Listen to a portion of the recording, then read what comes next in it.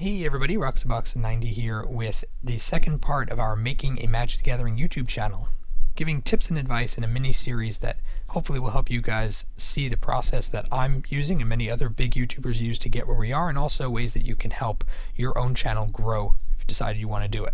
The first video we talked very briefly about the concept of knowing where you want to go. Who are you going to be? What are you bringing to the community that's different? And how are you going to stand out? This video is going to focus more on the next most important question I get, which is how do I get subscribers? How do I get people to care about it? Let's say I bring the coolest stuff ever. Without a lot of promotion from big YouTube channels, how do I get anywhere? Very good question. So we're going to focus in on that in detail, but the first thing I want to mention and get out of the way quickly is this myth that I hear a lot, which is that to be successful on YouTube, give away stuff. Just do tons of giveaways. That's going to work. That's going to get you your subscribers. I disagree. I think it's almost a white lie because it convinces people to give away tons of stuff without a long-term benefit. It's a temporary solution. That's it. Temporary. For example, for myself, I gave away an Industry Booster Box. Most people I know when they start can't even get close to that kind of giveaway. But I gave it away for 5,000 subscribers. Not a single video got over 2,000 views. Less than a third of that number actually even bothered to enter into the giveaway. And my subscriber count didn't dramatically increase. Over the course of the month when I was doing it, it did a little bit, a couple of hundred maybe for that month. But then it just dipped back down to normal. And most people can't afford to give away something like this, nor have it last over the course of a month with such an extended product. This product is $150 to $250. Most people can't even get close to that. And that's not to say anything about, oh, how amazing it is, but it's to show that even if you give away tons of stuff, it's not necessarily going to gain you a lot. Another example, big YouTube, back in the day, big YouTuber gave away, or is going to give away 4 Jace the Mind Sculptors, back when he was worth quite a bit, in order to hit a certain mark. He didn't make it. It didn't matter, he was giving away almost $500 in cards. Still didn't make it, and even the subscribers he gained, it wasn't a long-lasting thing. I couldn't find his channel. I don't even know if he's still on here or not, but suffice to say, he didn't give away the 4 Jaces because it didn't benefit him. So the point is that just giving away stuff does not give you long-term subscriber support. That's very important. It's a good thing in the short term, but will not get you the long term that you need. So the question is, the guide to your first 500 subscribers, and this is not necessarily just for 500, it's in general, guide to your getting a lot of subscribers, especially the first core ones, is understanding what do they want from me? Why do they care? What do they want from me so that I can target my interests and uniqueness and skills to bring them what they want? And the number one thing, I think, number one and number two are really combined, and I talked about it in the first video. Number one is putting out good, consistent content. I try to aim for 1 video a day as a minimum. It could be 1 every 2 days, but once you get past the 48-hour mark, in terms of consistency, YouTube's search algorithms are not particularly great in terms of keeping you up in front and keeping you at the top of the search chain. So I would recommend trying to get 1 video every day or 2, at least. You could do more. If you do too many, it'll swamp everyone. So I try not to put up more than 3 videos a day, even if I feel the need to. I try to minimize it. A balance between 1 and 3 videos every 1 to 2 days. That's what I have to say for putting out regularly. Number 2, which is really connected to number 1, is uniqueness. Magic Man Sam, I constantly point to him because he just put up this new banner, which is hilarious and awesome. You need to be yourself, and the first video talks about this specifically, but it's seriously important for people to want to stick around you and see what you have to bring to the table. You got to be yourself. You got to be different, and everyone is different. You don't have to just try to imitate all the big other YouTubers out there. You can be yourself.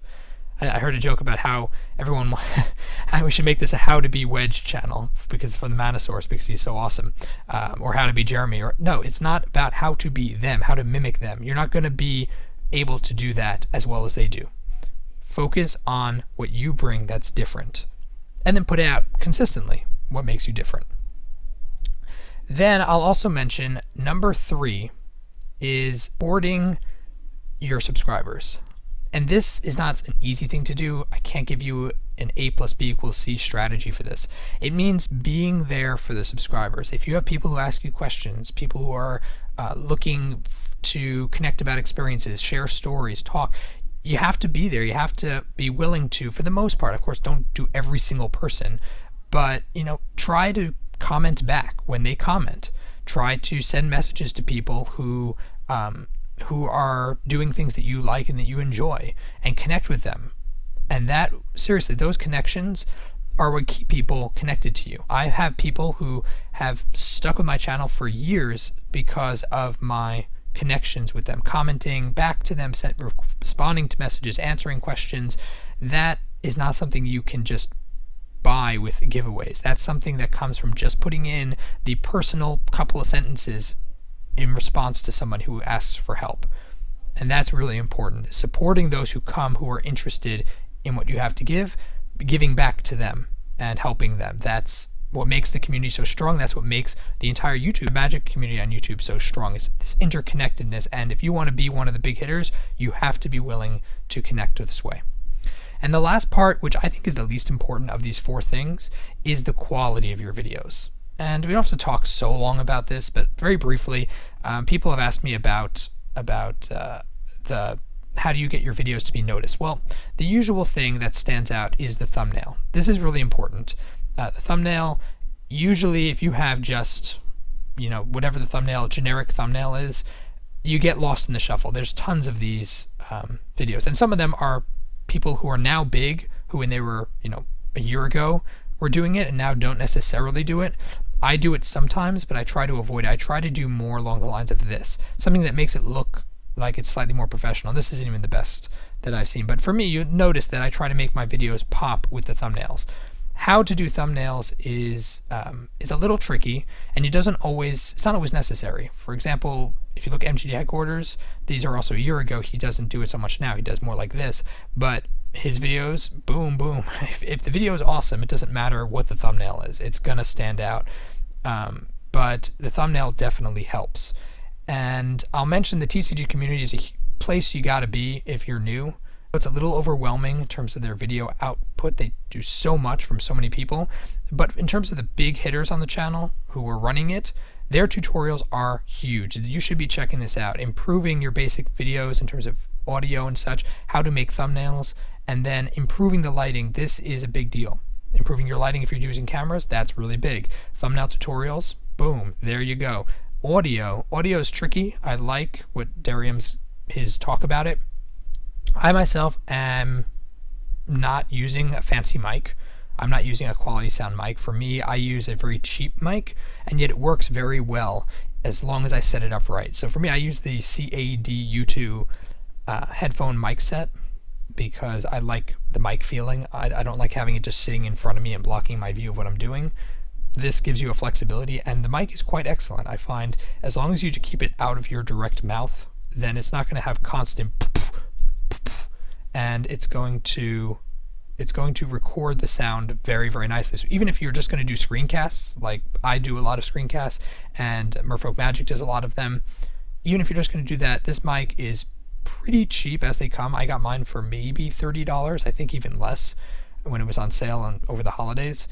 But if you want to get a very fancy mic setup, that is a huge deal. Audio matters a lot, almost more than the video quality, because people will listen to your stuff even if you're not showing a lot of visuals. If it's more a slideshow like this video, they'll still listen if the audio is good enough.